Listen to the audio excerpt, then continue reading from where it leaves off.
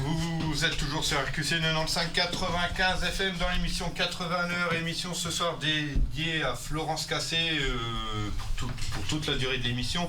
Donc nous avons notre premier invité au téléphone voilà, qui nous vient de loin d'ailleurs, qui nous vient de Montréal. De Montréal. C'est Michel Fénolard, Michel Fénolard qui est réalisateur. Je pense qu'on va le laisser se présenter lui-même. Bonsoir Michel. Alors bienvenue sur l'antenne de RQC. Sachez que nous sommes contents de savoir en tout cas qu'il y a aussi du soutien au Québec. Vous, votre soutien est plutôt particulier puisqu'effectivement vous avez réalisé 2 courts-métrages. Alors dites-nous-en un peu. Oui. Alors dites-nous-en un peu plus aujourd'hui pourquoi vous investir effectivement dans la réalisation d'un court-métrage dédié à Florence Cassé. Bonsoir Paty. Oui, bonsoir à tous. Donc on te retrouve. On s'était déjà vu lors d'une émission de soutien au mois d'avril, le 6 avril je pense, si ma mémoire est bonne. Et on reçoit donc également Michel Sanchez qui était également là le 6 avril. Oui, bonsoir. Voilà. Donc 2 artistes évidemment qu'on n'a plus besoin de présenter aujourd'hui. La question, vous l'avez déjà posée à l'époque, mais on vous la repose encore aujourd'hui parce que pour nous c'est important. Vous soutenez Florence Cassé maintenant depuis quelques années. Alors je vais poser la question en premier à Paty, bien évidemment. Qu'est-ce qui aujourd'hui t'a donné envie, t'a poussé à soutenir le cas de Florence Cassé ? Alors écoute, moi c'est tout simple, je pense que c'est important de rester citoyen du monde, de rester conscient du monde qui nous entoure, surtout dans les périodes actuelles où on n'est jamais sûr des informations qu'on nous donne. Donc je pense qu'il est très important qu'on ait cette conscience, ce libre arbitre qu'il nous reste encore un peu, d'avoir nos propres jugements par nous-mêmes, d'aller nous informer pour nous rendre compte nous-mêmes des vraies actualités. Donc moi, ce qui m'a touchée dans l'histoire de Florence, c'est que ça m'a interpellée dans le sens où j'ai beaucoup de mal à imaginer que quelqu'un qui a envie de construire sa vie se retrouve en prison alors qu'elle n'avait pas du tout envie de ça au départ. Et je crois qu'elle était là au mauvais moment, au mauvais endroit, peut-être avec les mauvaises personnes, on ne sait pas. Et dans tous les cas, c'est important de faire attention à ces gens qui justement sont isolés et qui se retrouvent comme ça, pris dans une justice qui n'est pas au départ fondée. Si on peut parler de justice. Si on peut parler de justice. Et donc, pour moi, c'est important de faire en sorte qu'on soit réunis parce que l'union fait la force, pour ne pas oublier les cas comme Florence qui sont mis comme ça dans des oubliettes si on n'en parle pas. Donc pour moi c'est important, voilà. Et je me dis que ça aurait pu très bien m'arriver à moi. Admettons, on s'en va en vacances tranquillement, on va faire des études ailleurs, rejoindre son frère au Mexique par exemple. Oui, le cas de Florence, ça peut arriver à n'importe qui, voilà. Donc je me dis que si ça m'était arrivé, j'aimerais bien qu'on vienne aussi m'aider à me sortir de là parce qu'on a besoin des autres, quoi. Tout seul, c'est difficile vu le contexte. Michel, dans quelle mesure tu soutiens Florence Cassé et pourquoi surtout ? Oui, eh bien, en fait, dans mes réactions, il y a vraiment aujourd'hui un mélange d'étonnement, d'indignation et aussi de colère et beaucoup de déception parce que je m'étais fait depuis très longtemps une joie d'évoluer dans un monde que je croyais moderne. Et en fait, pour moi, ce concept de modernité, ça incluait évidemment une notion d'humanité grandissante et aussi de sagesse. Alors évidemment, de l'espèce d'ours que je suis un peu devenu, de quelqu'un qui passe un peu trop de temps au travail. Aussi, non ? Oui, pas mal. Et il est un peu déçu parce qu'effectivement, je me rends compte que ces pratiques-là, pour des motifs un peu obscurs, sont des pratiques d'un autre temps dans ma tête. Et malheureusement, Florence en fait les frais. Elle en fait les frais depuis trop longtemps. Pour des motifs complètement injustifiés. Et malheureusement, ce qui est encore plus pénible à penser, c'est que son cas n'est pas isolé et ce genre de pratique se répète beaucoup trop souvent. Michel Sanchez, merci pour ton soutien. Donc on rappelle qu'on a le premier titre pour lancer l'émission était Mankind, qui était donc réalisé par Michel Sanchez. Oui. Donc là, on va continuer avec un appel du Québec toujours. Donc David Liberté, donc qui est un artiste québécois et qu'on reçoit en direct également par téléphone. Alors, David Berthet. David. Comment aujourd'hui on peut soutenir la cause de Florence? Parce que c'est très large, mais quelles sont les actions aujourd'hui qu'on peut entreprendre? Je pense que il y a des actions simples à faire qui consistent à lui écrire déjà. Ensuite, on peut aller plus loin en produisant une musique ou un poème ou une sculpture. C'est en tout cas ce qu'on a pu recueillir pour l'instant, et chaque fois c'est une pierre à l'édifice. On peut également en parler de Florence à son public, parce que beaucoup de gens ne sont pas encore suffisamment informés en Belgique, mais aussi en France, au Québec, on l'a vu tout à l'heure. Et chaque artiste qui va porter la voix de Florence sur la scène, comme on pu le faire par exemple au hasard, je prends Jeff Kino, un chanteur lillois qui a dédié un concert devant 1000 personnes à Florence Cassé. Eh bien, c'est une façon d'appuyer ce combat, de la soutenir, de lui apporter de l'aide pour son moral et aussi de contribuer à son combat. Je m'adresse à Florence dans un premier temps pour lui dire que, mais une fois de plus, on est là, malheureusement, j'allais dire, mais qu'elle garde courage, qu'elle ne baisse pas les bras, comme disait Emiliane Charlotte, parce que le fait qu'on soit tous là réunis doit te soutenir de toute façon à te dire que tu n'es pas seul, tu n'as jamais été, et encore moins maintenant, parce que je pense qu'on est de plus en plus nombreux, hein, et que, écoute, on souhaite évidemment que tu rentres le plus vite possible. Il faut tenir, et bon, les fêtes, c'est sûr que c'est pas évident à passer, c'est toujours une mauvaise période pour ceux qui ne peuvent pas les vivre, mais dans tous les cas, on est convaincu évidemment de ton innocence, ça on a de cesse de le répéter, et quoi qu'il arrive, on espère te voir bientôt, surtout pour pouvoir parler d'autre chose, pour que tu puisses retrouver ta vie, ta liberté, ta vie de femme, toutes ces années qu'on t'a volées.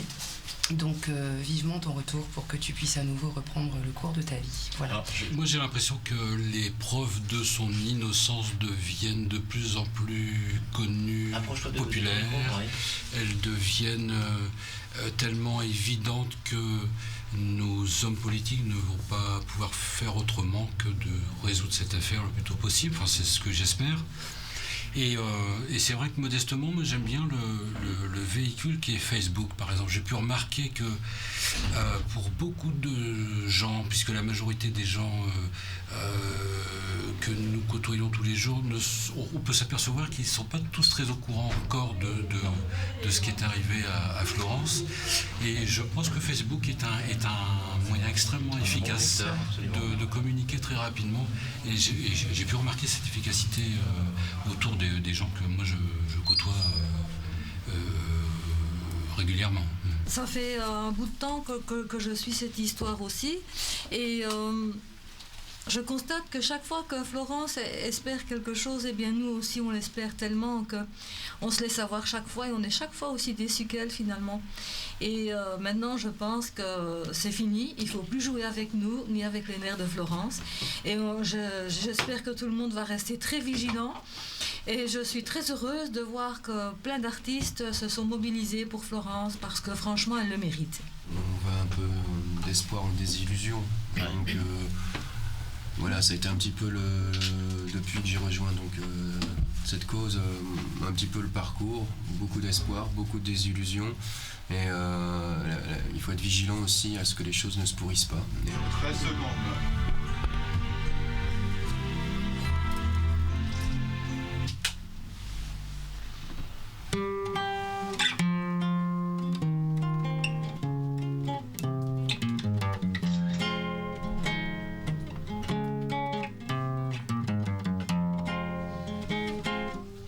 Entre le ciel et l'océan, le soleil, le sable brûlant, passe l'oiseau de liberté, sans jamais s'y arrêter, jamais s'y arrêter, et vole, vole, vole.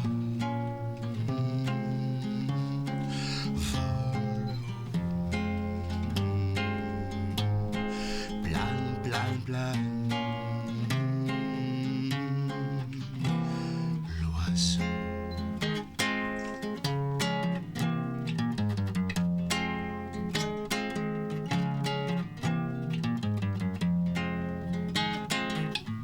Ma cabane est en rodin. L'horizon, il est sans fin.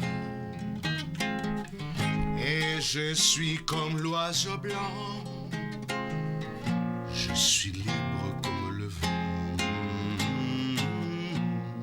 Libre comme le vent. Je vole, vole, vole. Vole, volo. Je plane, plane, plane. Je fais l'oiseau.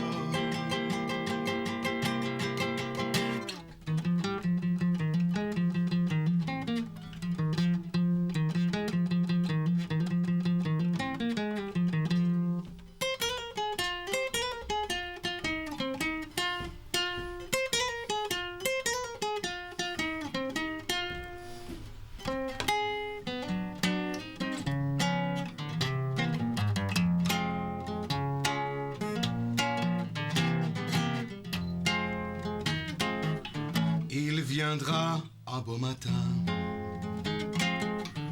manger au creux de ma main. Quand il partira d'ici, je m'envolerai avec lui. M'envolerai avec lui. Très haut, moi et l'oiseau. Vol, vol, vol. Très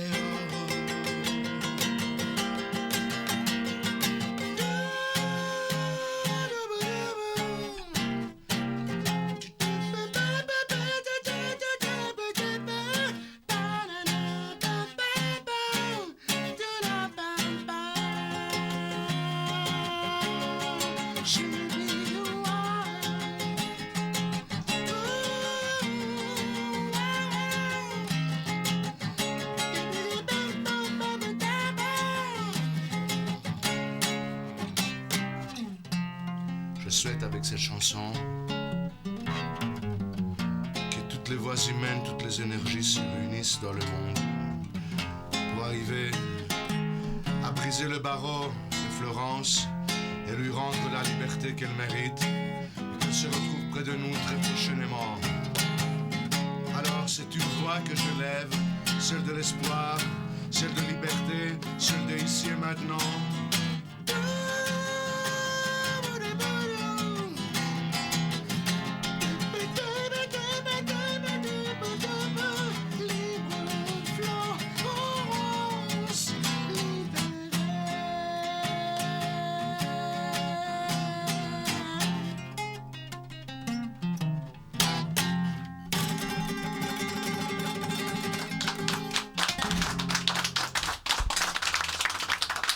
Je voudrais simplement rappeler, comme nous l'avons dit tout à l'heure, que tous les artistes qui ont été présents ont montré que chacun a cherché à apporter sa pierre à l'édifice. Et c'est un enchaînement qui me permet de lire une citation d'Antoine de Saint-Exupéry pour terminer mon propos. La pierre n'a point d'espoir d'être autre chose que pierre, mais de collaborer, elle s'assemble et devient temple. Nous sommes en train donc de construire un temple à la liberté, je l'espère, et nous pouvons écouter justement une musique chantée, parlée, émouvante du guitariste Delgado, qui est un guitariste de Montpellier, et qui s'inspire, je pense, d'un texte sacré indien qui s'appelle Liberté.